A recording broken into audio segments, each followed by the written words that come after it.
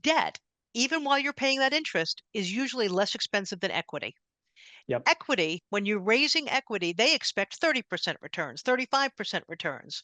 True. So if you can get debt, you'll probably end up with more in your pocket at the end of the day. But these are the kinds of things that you really need to think through. You should Yep. not be looking at in terms of, well, I don't have $8 million in my pocket, so I can't possibly buy another company. That's not the way this process works. There are people who are looking to invest in you and your ambition and your dream, assuming that they think that you've got the capability of pulling it off. Yeah. No, I think you're absolutely right. And maybe it's a good time to transition to the capital gains conversation because if you can build the dream, how can we actually keep more money in your pocket in that type of exit? Let's So, do that. all right, that sounds great. So let me bring my screen back up. Here we go. All right. So on the capital gains side, I had a lot of these questions on, how do we reduce capital gains? On the federal side, it's a lot more difficult. I'll just be candid with you. We can reduce a lot more income taxes while you're running the business. That's a separate conversation.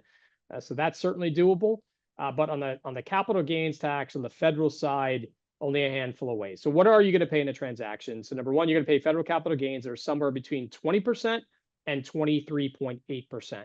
The difference in that is if you sell stock in a S corporation, S corporations, if you transact just as an S corporations, you will pay 20% capital gains. S corporation sales are exempt from the excess Medicare FICA FUTA tax of 3.8% that was enacted 8, 10 years ago.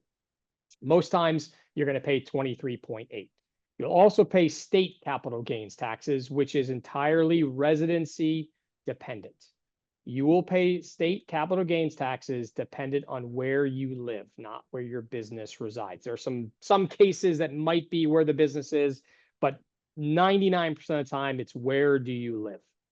So what is the number one way to avoid state capital gains taxes? Everybody has had a friend who has, before they sold their company, they moved to Florida.